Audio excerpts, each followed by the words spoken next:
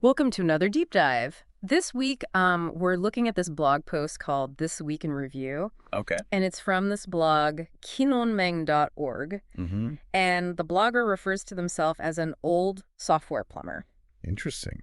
And, it's almost like we're getting a window into this, quantified self-experiment Oh, really? where they're tracking all sorts of things from their sleep to, their coding projects. It's kind of cool how they've taken this very structured approach Yeah, to personal growth right. and combined it with these personal reflections, Yeah. almost like a diary meets a spreadsheet. Exactly. It's a super fascinating combo. Yeah. So, one of their goals is to get 7 hours of sleep a night, but this week Yeah. they only average 6.7. Oh, And not only that, but they're also experiencing something called biphasic sleep. biphasic sleep. Have you ever heard of that? I have. Oh, really? Yeah, it's where you have basically two separate sleep periods. Oh, wow. It's actually more common than you might think. Huh. Think of cultures where siestas are the norm. Right. It used to be pretty standard, but nowadays with our 8-hour sleep block expectations, Right. it's kind of seen as unusual. Interesting. So maybe not a bad thing, but definitely something to keep an eye on. Yeah. And get this, they think that their pillow might be the culprit. Oh, really? They're planning to experiment with different types Okay. to see if that improves their sleep quality. Well, I like that they're so aware. They want to optimize every aspect of their life, Right. even down to their pillow. Mm-hmm. What I find really interesting is how proactive they are. Yeah. They're not just collecting data. Right. They're actually using it to experiment Mhm. and find what works best for them. That's awesome. So speaking of optimization, they set a goal of 5,500 walking steps per day.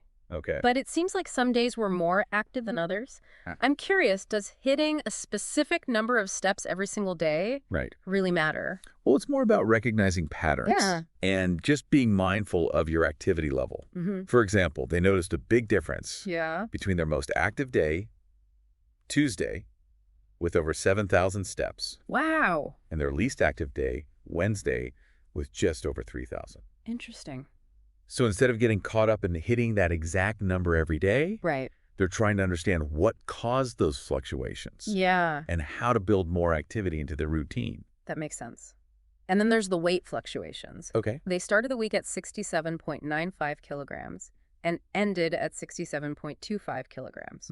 So a 0.7 kilogram loss overall. So instead of fixating on those daily ups and downs, Yeah. what's important is the overall trend. Right. Are they generally moving toward their goal? Mm. And what factors are contributing to those fluctuations? Okay. Maybe those meals outside the home played a role. Yeah, they did mention that their usual plant protein carb ratio got a little off track Oh, really? because of those meals. Yeah. They aim for a 211 or a 221 ratio, Mm-hmm. but they ended up eating more carbs than planned. It seems like they're pretty committed to this specific diet, Yeah. even bringing fruits and seeds and a milk powder supplement Wow. to try and compensate. Yeah. It's fascinating to see how they're always trying to find ways to stay within their dietary framework, Right. even in less than ideal situations. And you know what? Even with the dietary changes, they actually reported improved gut health this week. Isn't that interesting? Yeah. And they attributed it to having a regular sleep schedule, not to the milk powder supplement. Wow. We often think about gut health just in terms of diet, Right. but clearly other factors play a role too. Absolutely. Yeah. Now, on to exercise. It looks like house chores were their main source of physical activity this week. Okay. But some rainy evenings and some mild fevers led to less activity than planned. What shows that even with the best intentions, Yeah. life can throw us curveballs. Right. I find it interesting that instead of pushing through, Yeah. they kind of listened to their body focused on errands Mm-hmm. and adapted their plans. Yeah. The great example of the flexibility that's needed Right. on this self-improvement journey. Flexibility is key. Mm. Okay, let's switch gears to meditation. Okay. They've been doing sitting meditation, aiming for around 50 breaths per session. Mhm. But they mentioned that raking leaves and pruning branches sparked this thought of returning to something called tip-to-toe walking meditation. Tip-to-toe walking meditation. What exactly is that? It's a form of walking meditation Okay. where you pay very close attention to the sensations Mhm. of each step, Okay. from the lifting of your heel to the placement of your toes. Oh, wow. It's about being fully present in that moment, Mm-hmm. really connecting your mind and body through that act of walking. That's interesting. It's so interesting how these seemingly mundane tasks like gardening Yeah. can spark a desire to like connect with yourself on a deeper level. Yeah, and it's a good reminder that mindfulness isn't just about sitting still on a cushion. Mm-hmm. It can be cultivated through movement, Right. through nature, Yeah, even through chores. that's great. So speaking of connecting, they mentioned that even when they were relying on takeout this week, Okay. they made sure to cook vegetables as side dishes. Oh, wow. And they seem to love their hard-boiled eggs, too. It seems like they're trying to find ways to incorporate healthier habits Yeah, into their routine, even when they're relying on convenience foods. right. They're not striving for perfection, Mm-hmm. but rather finding that balance that works for them. Right. So let's talk about their decluttering mission. Okay. They're trying to clear one item a day from their kitchen. Mm-hmm.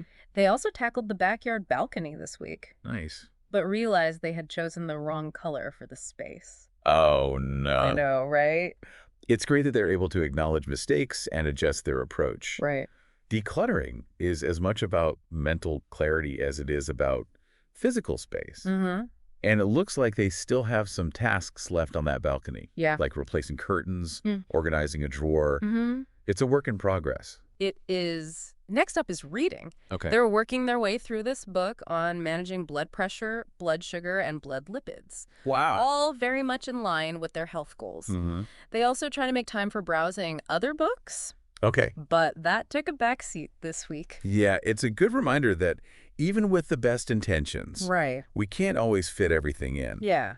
Sometimes you just have to prioritize what's most pressing Mm-hmm. or most interesting at that moment. Right. And they definitely have a lot going on. So let's talk about their coding work. Right. They're making daily contributions to open source projects on GitHub. Nice. Mostly small things like fixing typos, updating code. Okay. But still, they're staying active. It shows their dedication to continuous learning. Right. And their engagement with the coding community. Yeah. It's not just a job for them, it's a passion. That's cool. And speaking of passion, this also extends to their personal coding projects. Mm-hmm. They're refactoring Python projects with an AI chatbot. And considering switching to a new project management tool called TWIR. It's interesting to see how technology is woven into so many aspects of their life. Right. Even their hobbies. Yeah. They're clearly comfortable experimenting Yeah. and adopting new tools. That's awesome. They're also very passionate about writing. Oh, really? Publishing 2 posts a day with the help of an AI chatbot. Makes you wonder about the future of writing Right. and the role technology will play. Yeah. I mean, are we headed towards a world where AI is collaborating with humans Yeah. on creative projects? That's definitely a question for another deep dive. Definitely. Now let's switch gears to something completely different. Fish keeping. Fish keeping. Yeah, it seems they have this project called a yellow-blue rack in the works, Okay. but it's on hold for now. It's remarkable how varied their interests are. I know. From high-tech coding to caring for aquatic creatures, they seem to be drawn to a wide range of pursuits. They do, and they're also maintaining these outdoor ponds. I wonder if that's connected to their gardening hobby. Oh, could be. They've been busy growing plants from seeds and cuttings. It sounds like they're taking their gardening pretty seriously. Yeah. Even going so far as setting up new workspaces Mm-hmm. and relocating plants to optimize their microclimates. Wow, it's like they're creating a mini ecosystem in their backyard. Yeah. It's fascinating to see how these seemingly separate hobbies, Right. fish keeping and gardening, might actually be intertwined. Perhaps they're seeing the connections between these different aspects of nature. That's a good point. Yeah. Okay, we've covered a lot of ground already. We have. But there's one more thing. They're on the lookout for a macro lens for their phone. Interesting. Always looking to capture the world in a new way. It seems like there's this constant desire for learning and exploration in everything they do. Before we move on, what are some of the things that have stood out to you so far? I think what fascinates me the most is the way that they're weaving together all these seemingly disparate activities. Yeah. Like gardening informs their meditation. Mm-hmm. Home improvement fuels their exercise. Right. And coding even feeds into their writing. Wow. It's like they're creating this tapestry of self-improvement where every thread is connected. Yeah, I'm with you. It's like they're conducting this like symphony of self-improvement. It's a symphony of self-improvement. I like that. We'll be back with more on this fascinating individual's journey in just a bit. Picking up where we left off, it's really remarkable how this blogger is using their data Yeah. to make informed decisions about their well-being. Right. You're so right. Remember how they were concerned about not getting a full 7 hours of sleep? Yeah. They even mentioned that their firm mattress might not be the best match for their pillow, Really? and it's leading them to experiment with different types. Interesting. Makes you wonder, have you ever considered how much your pillow might affect your sleep quality? Honestly, it's easy to overlook those seemingly small details, Right. but like this blogger demonstrates, even minor adjustments can sometimes make a big difference. Yeah. They're not just like accepting their current sleep patterns. Right. They're actively seeking ways to optimize their rest. I love that. And speaking of sleep patterns, they mentioned experiencing biphasic sleep. Biphasic sleep. It's like they're getting two separate chunks of sleep Okay. instead of one long stretch. Do you think that could affect their energy levels throughout the day? It's certainly possible. Yeah. Some people really thrive on biphasic sleep. Okay. They find it boosts their creativity and productivity, Interesting. but others really struggle to adjust to this pattern. Right. It really depends on like individual chronotypes Yeah. and how their natural sleep rhythms align with this divided schedule. That's a good point. It's a reminder that there's no one-size-fits-all approach to sleep, Exactly. right? What works for one person might not work for another. Absolutely. And it's really all about finding what works best for you and being willing to experiment. Right now, on to their intermittent fasting practice.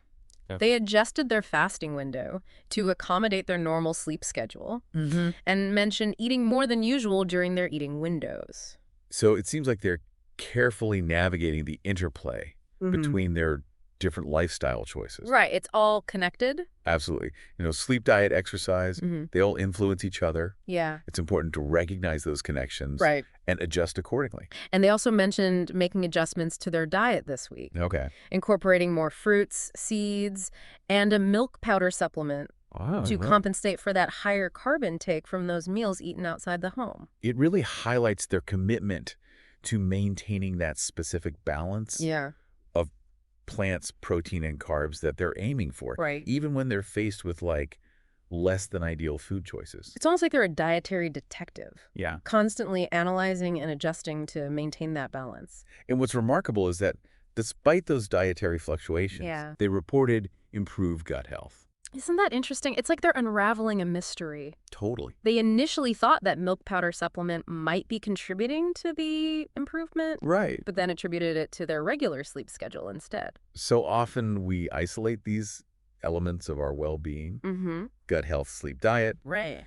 but this blogger's experience really shows how deeply interconnected they are. Yeah, that's fascinating. So let's talk about their exercise routine, Okay. or perhaps we should say their chore routine this week. Yeah. Housework was their primary source of physical activity. Okay. But remember those rainy evenings and mild fevers? Those put a bit of a damper on things. Well, it's a good reminder that even the most well-structured plans Yeah, need to be flexible. right. Life happens, and sometimes you just got to adjust your approach. They did mention focusing on errands as a way to get some movement in. Exactly. It's about finding opportunities for activity wherever you can. That's a good point. Now let's delve into their meditation practice. Okay. I'm still intrigued by that tip-to-toe walking meditation they mentioned. Yeah, me too.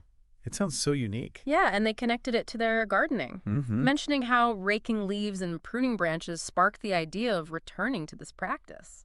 It's like they're finding mindfulness in the most unexpected places. Yeah. Have you ever experienced that? Oh, yeah, all the time. Really? Like those moments where a seemingly mundane task suddenly becomes an opportunity for a deeper connection with yourself. Totally. Sometimes I get that when I'm washing dishes Yeah. or folding laundry. Exactly. Suddenly I'm like hyper aware of the sensations, the movements, Right. and it becomes almost meditative. And tip-to-toe walking meditation is like a structured way to cultivate that awareness. Exactly. You focus on the feeling of each step, the contact of your foot with the ground, the shifting of your weight. Yeah, it's a beautiful way to integrate mindfulness into movement. It really makes you wonder how many other everyday activities could be transformed into mindfulness practices Yeah. with just a simple shift in perspective. Precisely. It's about bringing that intentional awareness to whatever we're doing, Right. whether it's walking, gardening, or even just breathing.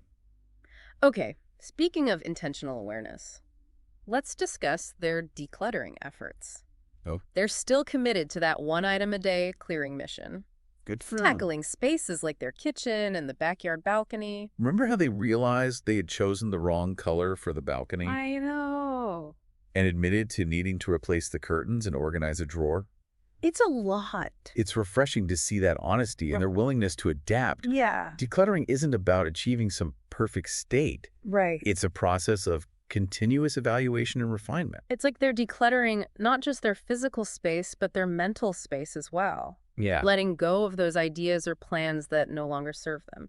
absolutely. It's about creating a space Mm-hmm. that really aligns with their current values and needs. Yeah. So on the topic of aligning with values, let's dive into their reading habits. Okay. They're making their way through that book on managing blood pressure, blood sugar, and blood lipids. It's clearly in line with their health-conscious lifestyle. Right. Yeah.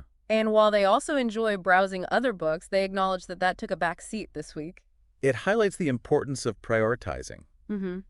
When you have multiple interests and goals, Right. you can't always give equal attention to everything. It's like they're conducting an orchestra of passions. I love that.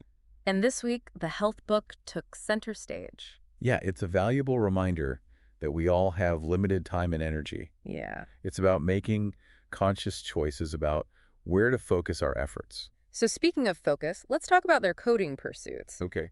They're actively contributing to open source projects, Cool. even if it's just small tasks like fixing typos or updating code. It's a testament to their commitment to lifelong learning Right. and their engagement with the coding community. Oh. They're not content with simply maintaining their existing skills. Yeah. They're constantly seeking ways to learn and grow. And this growth mindset extends to their personal coding projects. Right. Remember how they're refactoring Python projects with an AI chatbot Yeah. and considering a switch to that new project management tool? It's fascinating to see how they're embracing new technologies Mm-hmm. and finding ways to integrate them into their workflow. Yeah.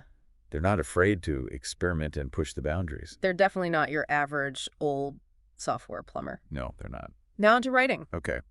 They're diligently maintaining their routine of publishing 2 posts per day. And using that AI chatbot to assist them in the process. It's pretty remarkable to see how they're leveraging technology Yeah. to support their creative endeavors. It makes you wonder if we'll all be collaborating with AI right. on our writing projects in the future. It's like having a brainstorming partner who's always available and never gets tired. It's definitely a glimpse into the evolving landscape of creativity and the exciting possibilities that technology offers. Now let's switch gears to a topic that's close to my heart, nature. Okay. Remember how they mentioned those outdoor ponds they're maintaining? Oh, yeah. It's another example of their diverse interests. Yeah. From coding to fish keeping, from Yes. gardening to meditation. Yeah. They seem to be drawn to a wide range of pursuits. I wonder if those ponds are home to any of the fish they're raising for their yellow-blue rack project. It's possible. Although that project seems to be on hold for the moment. Well, it just highlights their ability to prioritize Yeah. and manage their time effectively. Right. They're not trying to do everything at once. Mm. They're focusing on what's most important at this moment. And speaking of nature, Yeah. let's talk about their gardening endeavors. Okay. They're growing plants from seeds and cuttings, setting up new workspaces in their garden, and even relocating plants to optimize their microclimates. It's like they're creating this sanctuary of growth and beauty I love that. in their backyard. Uh-huh. And by relocating plants based on their individual needs, Yeah. they're really demonstrating this deep understanding of nature's delicate balance. It's like they're conducting a symphony of nature. I love that analogy. It Uh, really captures the beauty and complexity of their gardening pursuits. And lastly, remember their quest for the perfect macro lens for their phone. Oh, yeah. It speaks to their desire to capture the world's intricate details. Yeah. It's like they're constantly seeking new ways to see and appreciate the beauty that surrounds them. They're not just observing life. Right. They're actively engaging with it, capturing those fleeting moments of wonder Yeah. and sharing them with the world. Well, we've delved deep into the intricacies of this individual's week, We have. exploring their goals, their challenges, and their triumphs. Yeah. But before we wrap up, Mm-hmm. let's take a moment to zoom out and consider the broader implications of their approach. I'm with you on that. It's one thing to analyze the details, Right. but what does it all mean in the grand scheme of things? I think what strikes me is the level of intentionality Yeah. they bring to their personal growth. They've created this system for tracking their progress, Right. identifying patterns, Yeah. making adjustments. Uh-huh.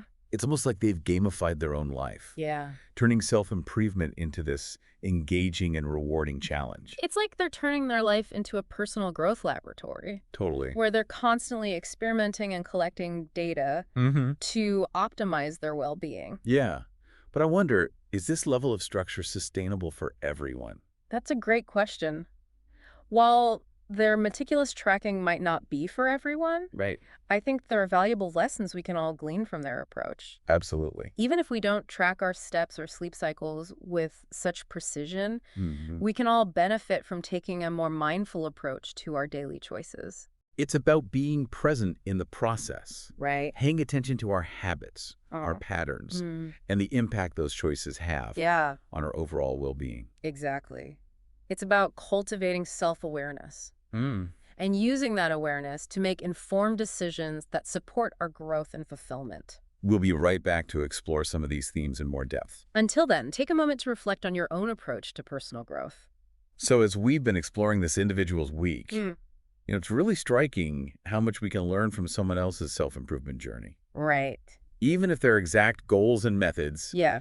don't perfectly match our own. Exactly. It's like we're getting a sneak peek into their personal growth playbook and maybe picking up a few tips along the way. Their experiences, their challenges, their reflections, they all offer this fresh perspective Right. on our own approaches. Think of it as a mirror reflecting back Okay. our own habits and patterns. Exactly. It's easy to get stuck in our routines without questioning if they're truly serving us. Right. This blogger's meticulous tracking, Yeah. while not for everyone, Right. really highlights the importance of intentionality and awareness. It's not about obsessing over the data, Right. but rather making conscious choices Yeah. and being mindful of their impact on our well-being. So true. Now, a question that keeps coming back to me is, with such a diverse range of goals, from health and fitness to coding and gardening, Yeah. is there a risk of spreading oneself too thin? That's a great question. Yeah. And it really taps into this classic dilemma, Right. Yeah. specialist versus generalist. Should we strive for mastery Yeah. in a few key areas Right. or embrace this tapestry of interests? There's no easy answer, is there? Not really. It's deeply personal. Yeah. And it depends on individual goals, personality, and circumstances. Right. For some, pursuing this broad spectrum of activities leads to a richer, more fulfilling life. It sparks creativity. Right. Adaptability Yeah. and a wider perspective. But for others, Yeah. it can lead to feeling scattered, overwhelmed, or unable to truly commit. Yeah. It's about finding that sweet spot, Yeah. that balance that feels right for you. Perhaps that means focusing on a few core pursuits while still leaving room for exploration Right. and new discoveries.